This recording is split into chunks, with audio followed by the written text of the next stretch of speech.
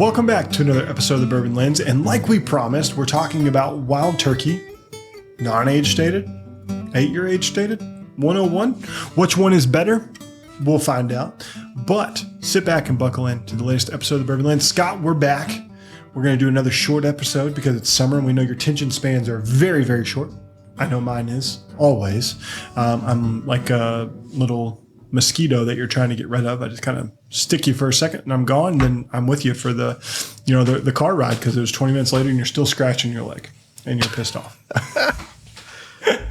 But this is something that is very interesting. Wild Turkey has been putting out release after release after release, whether it's the 13-year, which they just launched the new one, or the 15-year, or the single rick house, or generations, or the master keep, right?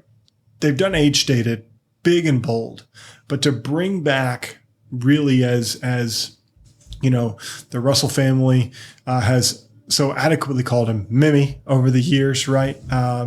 Or Jimmy Russell, that 8-year 101 is his preferred type of whiskey. And so they honored him with the 70th anniversary bottle. You got to try that. I did not. What did you think of that one in particular? And we talk about Jimmy Russell, really kind of one of the rocks in this bourbon industry, and honoring him last year with that 70th anniversary bottle. Yeah, I mean that's a bottle for your bar. It's a story bottle. It's got a great story behind it. Obviously, it's a tribute bottle, but I think they priced it right. Like, yes, it was a super limited edition, but it wasn't like hundreds and hundreds of dollars like some of their Masters Keeps releases. I also struggled a little bit with, was it worth the price difference? I think that, some of bourbon is storytelling. Mm-hmm. And I think that's part of it too, to be able to tell that story. So, not much longer after they did that, they decided to drop us with another 8-year 101 and say, here it is. So it's very interesting. I mean, obviously they have the stocks. Obviously they've been cranking out great whiskey for many, many years. They've upgraded the distillery several times over the past year. I think they're still working on another upgrade. So new column still coming in. Yeah. So what they have coming on the horizon too will be very interesting to see as they enter into new generations with Bruce. Mm-hmm. But they keep cranking out good whiskey, and it's usually very well priced at retail. Yeah. Sure. People have obviously gone crazy for it. Some of them are super limited releases, like the 13-year and single rick house. But for those Wild Turkey like super fans, we know they're out there because Rare Bird 101. I mean, he's making a living off of it. So 100%. But yeah, it's cool to see that they're bringing out a new release of something that's familiar. Yeah, I agree with that. And, hot tip, if you're in the Kroger world, if you talked about, where you got your recent 101, where you bought a pint, Kroger in J-Town, they do have a Master's Keep. They have the latest rye edition from last year, still on shelves, $150 if you're interested. So just saying, it's available. Is it better than Revival? I don't know. It's close. But if you like rye whiskey, I think Bruce and team did a really good job there. So, we each have their own. And you know what? I just got the titles wrong. It's not Revival. Revival is the Oloroso Sherry. The Cornerstone. Cornerstone rye is available now at Tyler Center? No, Cornerstone was the original one. Triumph is the newest one. I like how I have to keep standing up to see. We're clearly not the super fans to where we've studied the lineup, but no. I mean, I can tell you that my favorite still is the 17-year bottled and bond. Wild Turkey 17-year bottled and bond might be my favorite pour of whiskey I've ever drank. That's high praise. It is high praise because we got to drink a lot of whiskey, but it just it hits all the areas I want it to. And it goes with off our last episode, the Old Fitz 15-year bottled and bond. I think those are just two superb top flight, top 10 whiskeys I've ever drank. And, people will say, well, haven't you got to do X, Y, and Z? Yes, we have. But like from a meaning perspective, podcast perspective, I think that might be the best head-to-head like whiskey podcast we ever did was the Old Fitz 15 versus the Wild Turkey 17 bottled and bond. Good episode. Check it out right now. Yeah, I don't remember what episode number it was, but a quick search would do you justice, or we'll put it in the show notes. But that, yeah, I mean, just to be able to taste two whiskeys that are very similar in age at the same proof point from mega distilleries. It's like, we don't get to do that very often, but no, who does? We like the side by sides because that's the best way to taste whiskey. It's like the best way to taste whiskey is with other people, obviously. But then the other best way is to taste it with other whiskey. The only way you can know if something's better than something is to blind it and figure out which one you like better. I mean, we blinded that one. But honestly, we could peg those, right? One was a wheated, one's, the traditional turkey mash bill. But it's just like I had a conversation today. You can see right over my shoulder is the new Hokkaido Distillery Reserve from Barstown Bourbon Company. I side by side that at the Cathedral, and the Cathedral was the one that got hype, of all the cool stuff, and the Hokkaido won. Like it just like side by side, lay them out. Which one was better? Not saying that either of them are not worth owning, right? But sometimes like trying whiskey side by side is the best way to understand what the overall flavor profile is, how your flavor profile works, and which one you prefer. Yeah. I mean, because you could taste something one day and maybe had something that was off-putting, but the next day you're like, well, I tried it with this and that note wasn't present, or it was less pronounced because something else had that note, so it's like tasting everything in a vacuum is very difficult. Yeah. And that's why we do things side by side, as you mentioned. And so today is no different. Today we take Wild Turkey 101, the classic, $20, $25, depending on what you on. Maybe that bad night in college when you're like, you know what, I got a crisp Andrew Jackson. I'm gonna go lay me a bottle of bourbon. You throw that down on the calendar, and you're off to the races. And then now you got to step up. 8-year-old Wild Turkey 101. You gotta have a couple. You gotta have a Ulysses. You gotta have a 50. Is that who's on the 50? Yeah, the Grant, man. Yeah. Yeah. Or if you got a Benjamin, you get $50 bottles. Change back. Get two bottles. Why not? So this is really interesting. 101 age dated has been shipped elsewhere, right? It's not just been a U.S. release. And so I think that's been really interesting about Wild Turkey in general. They've taken a lot of their older stocks and they've always sent them elsewhere. They've not always played in the States. And like the Fangirl bottle is the age dated 12-year. Right. People talk about that bottle all the time, and you can actually get one at Neat Bar. They typically have one or two for sale there. But what do you make of when brands just ship things international and doesn't land here in the States?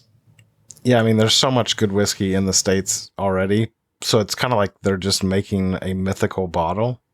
It's like some of the Blanton's bottles that are only export only, or travel retail. Beam does it. Heaven Hill does it with their 12-year, their red label.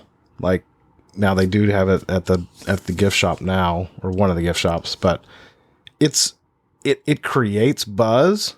But also the thing that people don't talk about is it shows loyalty to the countries that helped keep some of these brands alive. Mm-hmm. A great example of that is Four Roses.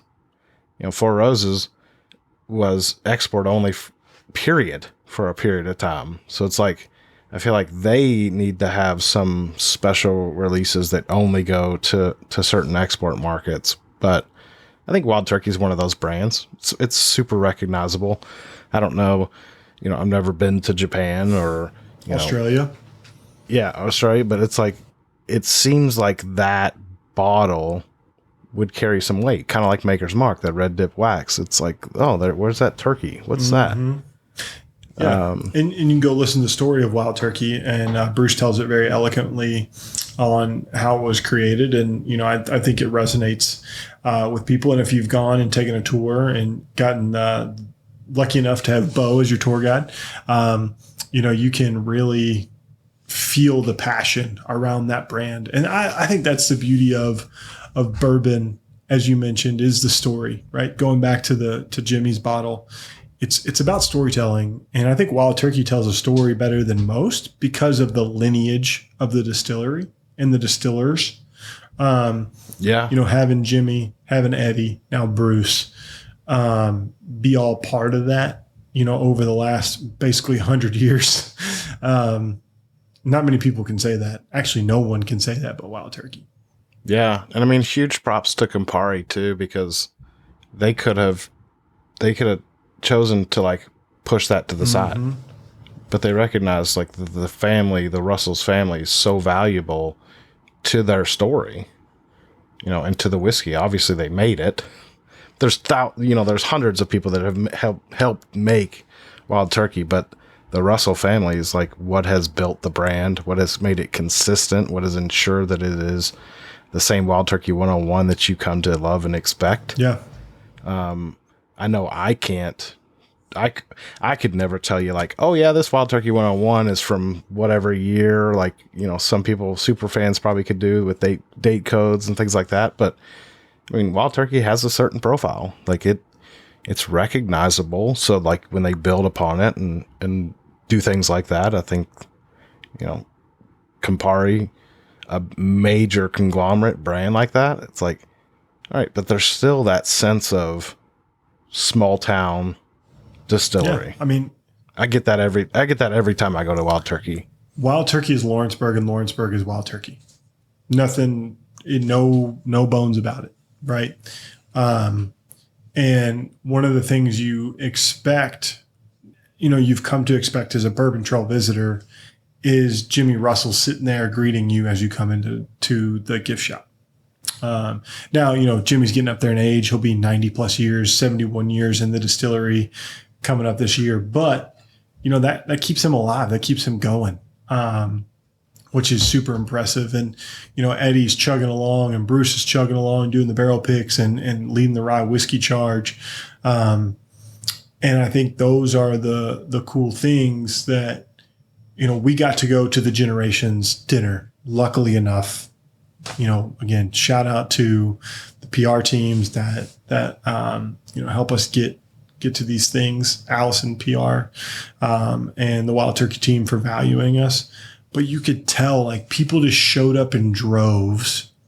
Like the former master distiller of Stitzel Weller showed up. The dude doesn't come out for anything, was there. And the amount of bourbon knowledge that showed up to appreciate the Russell family was insane. It was absolutely insane. And you feel like family when you deal with the Russells. I think that's the other thing is we talk about bourbon as a community. Bourbon is really a family when you get to hang out with the Russells. Oh, yeah. Yeah, for sure. I think we've had probably the most candid conversation. Won't repeat it on the podcast, but, from a candid conversation perspective, Eddie will tell you anything you want to know, as far as he's allowed to tell you. And I think that's the greatest thing. He was talking to us like we were going back, like we worked with him for 20 years. Yeah. Yeah. It's just, there is a face behind so many of these big brands that people might not get to see it very often, but that's also why you need to come to Kentucky, because it's not hard to have those interactions. No, it's not. And whether it's Kentucky Bourbon Festival, National Bourbon Week, any of those things, don't miss the opportunity for the events that are coming up around the state, because the distillers want to meet you and they want to know your story just as much as they want to hear about how you came to know their brand. And I think that's the beauty of it. And that leads me to, knowing your story. Do you remember the first time you had Wild Turkey 101? Yeah, it was probably sophomore year of college. Straight or mix it? It was a shot. Whew. Yeah, it was a shot at a bar. I believe it was either Hamilton's or Nicky's Tavern in Richmond, Kentucky. So Nicky's Tavern is an interesting one because they used to have, speaking of limited releases, they used to have a white label 7-year Jim Beam. And it was only sold, I think, in the big liter bottles. But they had Whiskey Wednesdays, and it was like 25 cents a shot for 7-year Jim Beam. So like almost black label. Now it is black label, right? Yeah. Black label is 7 years. So, but it had to have been at either Hamilton's or Nicky's, one of the small little dive bars. But it was always like, hey, we're getting the 101 because that's the strong stuff. Now we're talking about like 140 proof, and it's just like, what the hell? Like 101 is nothing. Oh, 100%. We were hosting a recruit my junior year. He goes on to be an NFL prospect and plays. And my buddy goes and buys booze. The recruit wanted SoCo and big baller. And the other guys were like, we're drinking bourbon tonight. So he got Wild Turkey 101. And he also picked up like 10 or 15 double cheeseburgers from McDonald's. It was a great trip for him. His car probably smelled like ass afterwards. But we had double cheeseburgers and Wild Turkey 101 and Diet Coke to pregame for the party. Well, at least you built your base with the cheeseburgers. Yeah, I remember it. Something and we landed degrees. We landed the recruit, so plus, and now he's doing good things and lives out in Seattle. But it's crazy those things you remember, right? And Wild Turkey 101 was an important part of being a Kentuckian, right, at the University of Kentucky. Yeah, I mean, it seemed like to me in college it was Turkey, Beam Black, or Makers if you were really balling. Fancy. If you really had the $30 bill, the $30 in your wallet for a payday. Yeah. Well, the crazy thing was I had, my first bottle of bourbon I ever bought was Weller 12 at Rite Aid for $25. And that was big spender. It was huge, but it was like I had $50 and I was like, I can get food and a bottle. And so and a thing of deodorant or mouthwash. You're like, yeah, like I was living huge. So I remember that back when bourbon was affordable, back in my day. You sound like a curmudgeon. 14 years ago, big time difference. I have 15 years ago. Time flies when you're having fun. We're about to have kindergartners, right? We just talked about that. So Wild Turkey 101, right? So the quintessential, Kentucky 100 proof bourbon. You just had this while you were watching F1 and enjoyed that movie, I'm sure, because you're a big racing guy. When you think about 101, what do you think about it other than just being like traditional Kentucky bourbon? It always has a little bite to it, like a little rye bite, kind of in the back of the throat. But interestingly, so I had the Turkey 101 at the theater with Coke, and I'd never realized how like nutty Wild Turkey was. Like I always kind of associated that with like Beam and Coke, Knob Creek, like has this peanut characteristic. This Wild Turkey 101, like just sitting there, popcorn, with the Coke. It was super like buttery, peanut butter. Like it was interesting. It kind of surprised me because I was like, I'm not sure that this is Wild Turkey 101, but again, mixing or, having a side of Coke was, there's nothing wrong with a side of Coke. Yeah. I mean, always for me, like Wild Turkey is just quintessential good. I'm not saying high proof. Like 101 is obviously not high proof. It used to be considered that, but it's like just a proofy, punchy bourbon. Like it's not a bourbon that you're gonna like. It's not a delicate bourbon. Like it's got a little rough edge to it. It's kind of what you expect from like a bourbon called Wild Turkey. Yeah. It's got a little bit of wild side. You know, I think the same thing. I think Wild Turkey is a little bit of spice, a little bit of like it's got that sassafras note to it always to me. I think Wild Turkey is better chilled, not over ice. I think if you throw the bottle in the refrigerator, that's how I prefer to drink it.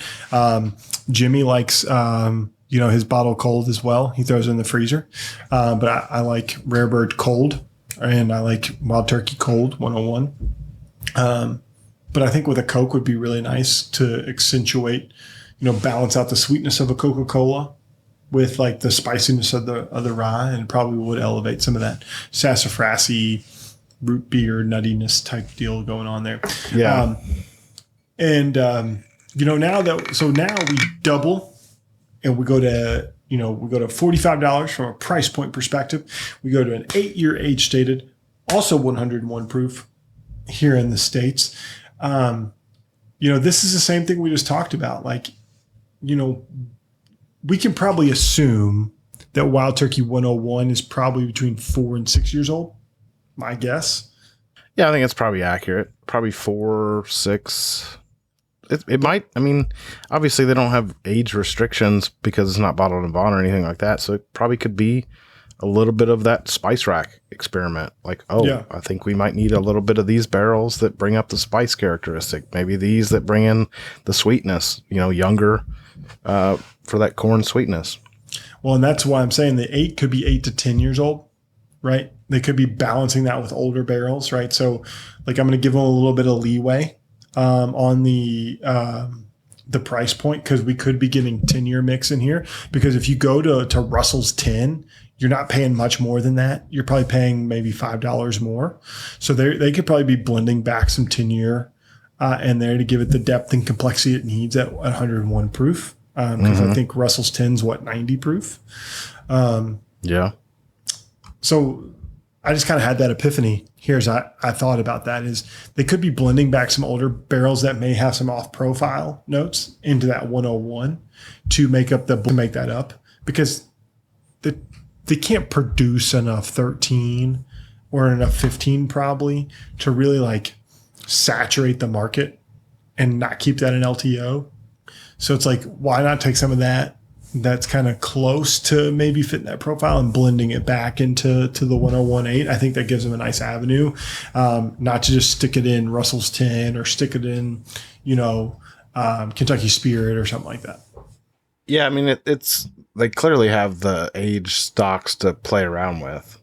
So it would be interesting to see kind of what the component makeups are. I mean, it says it's 8 years, but it could be a little bit older. It could be 9 years. I think that the Jimmy Russell limited bottle was 8 and 9 year. And then I think it was also a limited set of rickhouses, like Jimmy's favorite rickhouses. There's no shortage of rickhouses at Wild Turkey. Yeah, I mean, that's true too. We've seen more than 2 handfuls probably, and I don't even think that's half. I mean, they've got multiple campuses full of rickhouses.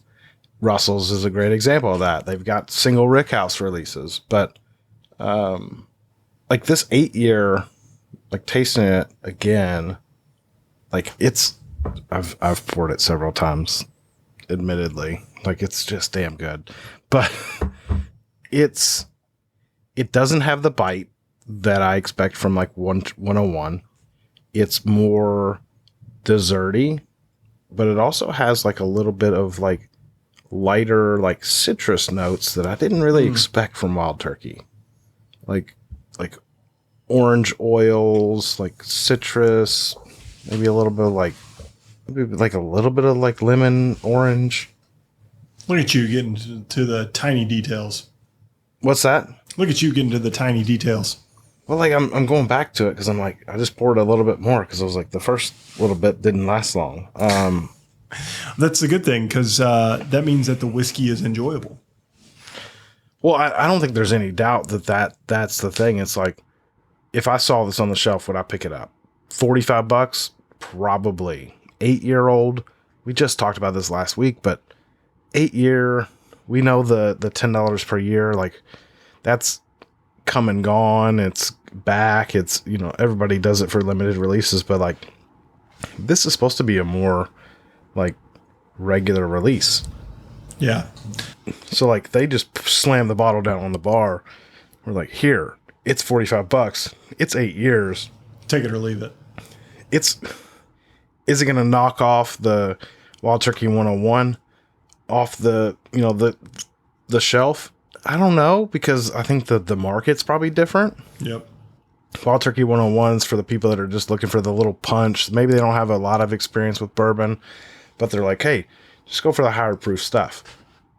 But if you're a bourbon enthusiast, you see an 8-year on a label, you're like, gotta try it. Yeah. 7, 8, 9, 10 year age stated.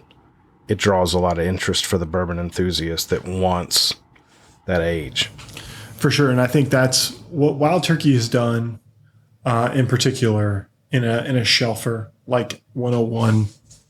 Jim Beam has done with Knob Creek and a shelfer.